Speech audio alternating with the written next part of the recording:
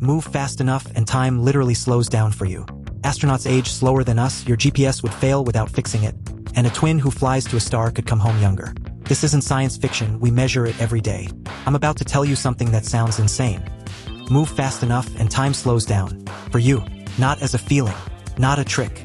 Actually, measurably. Your watch, your heartbeat, your aging, all of it. An astronaut returns from orbit a tiny bit younger than us. Your phone's GPS would fail if engineers ignored this. And a twin who races to a star could come home younger than the brother she left behind. This isn't science fiction. We measure it every single day. It all flows from one strange, stubborn fact about light. A fact so weird it forces time itself to bend. Let me show you exactly how. Buckle up. Here's the one rule the whole universe insists on. Light always travels at the same speed. Always. For everyone. No matter what. And that breaks your common sense hard. Think about ordinary speeds first. You're on a train walking forward at 5 kilometers per hour. The train moves at 100. Someone on the ground sees you do 105. Speeds just add up. Simple, obvious, correct. Now swap your walk for a flashlight beam. You shine it forward from the speeding train. You'd expect light speed plus the train speed, right? Nope. The ground sees the light at exactly its normal speed. Not 1 kilometer per hour faster. The train's motion adds nothing to the light. Run toward a beam, flee from a beam. Same speed. Light refuses to play by the adding up rule. And that refusal changes everything. Why does a constant light speed matter so much? Because speed is just distance divided by time. If light speed can never change, then distance and time must bend to protect it. Let me prove it with the simplest clock imaginable. Picture two mirrors, one above the other. A single photon bounces straight up and down between them. Each bounce, tick. Down again, tock. That's a clock. A light clock. Beautifully simple. Now give that clock to a friend on a fast rocket, and you watch it zoom past you. To your friend on the rocket, nothing strange. The photon just bounces straight up and down. Tick, tock. But to you, watching it fly by, the whole clock is moving sideways as the photon bounces. So from your view, the photon can't go straight up. It has to travel in a long diagonal zigzag.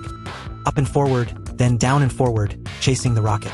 And a diagonal path is longer than straight up. That longer path is where the magic hides. Stay with me, this is the whole secret. The photon now has farther to travel, for each tick. But it can't go any faster to keep up. Remember, light speed never changes, for anyone. So if the path is longer and the speed is fixed, each tick must take more time. The moving clock ticks slower. Not because it's broken, because of pure geometry. A longer journey at a fixed speed simply takes longer. From your view, your friend's time has stretched out. Their seconds are longer than yours. Their clock, their heartbeat, their thoughts, all slowed. And here's the part that breaks brains. Your friend sees the exact same thing about you. To them, you're the one flying away. So they see your clock running slow. You both see the other's time as the slow one. How can you both be right? Because there is no universal now. No master clock. Time is personal. It depends on how you move. Okay, but why don't we ever notice this? Because at everyday speeds, the effect is microscopic. Walking, driving, even flying in a jet, the diagonal is barely longer than straight up. Quick reminder. The proof this is real is coming. Keep watching. At these speeds, time slows by a few billionths of a second. Far too tiny for you to ever feel. But crank the speed up toward light, and it explodes. At half light speed, clocks noticeably drag. At 90%, time nearly halves.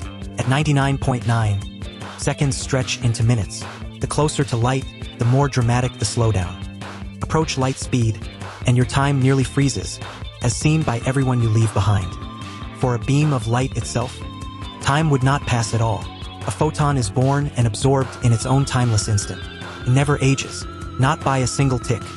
But surely, this is all just theory, right? Wrong. We catch this happening constantly. High in the sky, cosmic rays smash our atmosphere. They create tiny particles called muons. Muons are wildly unstable, gone in a flash. They should decay long before reaching the ground. By their normal lifespan, they can't possibly make it. And yet, we detect floods of them at the surface. How?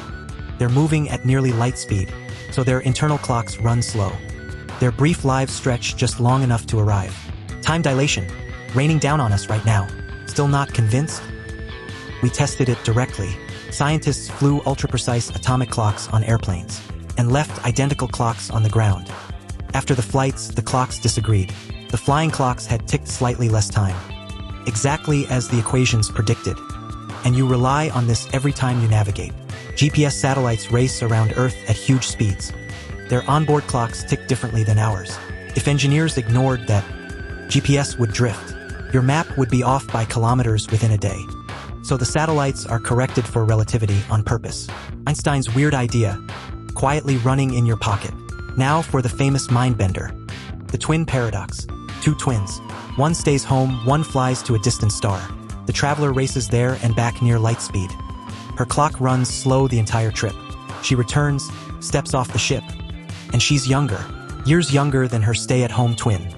Both lived a full life, just different amounts of it. But wait, didn't we say motion is relative? Why doesn't the home twin end up younger instead? Here's the tiebreaker. The traveler had to turn around to come home. She slowed, stopped, and accelerated back. That turnaround is real, felt, not relative. It breaks the symmetry and settles who's younger. And time isn't the only thing that bends. At high speed, distances shrink too. Space itself contracts along your direction of travel. Time stretches, space squeezes, hand in hand, because they're not two separate things. They're one woven fabric, space-time. Move through space faster, and you move through time slower. Everyone is always traveling through space-time together, just trading speed in space for speed in time. There is no single, true clock for the cosmos. Only the one rule everyone agrees on: light speed. Everything else, even now, is negotiable, which is why nothing can outrun light. Push toward its speed and time, space, and energy rebel. It would take infinite energy to actually reach it. Light speed isn't just fast. It's the wall of reality. So next time an astronaut returns from space, remember, they came back a sliver into our future. Time really did run slower up there for them. Move and you trade a little aging for a little speed. The faster you go, the further into the future you fall. Time is not a fixed river we all float down together. It bends to how you move, and the universe keeps perfect, personal time for each of us. If you could fly to a star and come home decades into Earth's future, but everyone you knew had aged, would you actually go? Tell me below.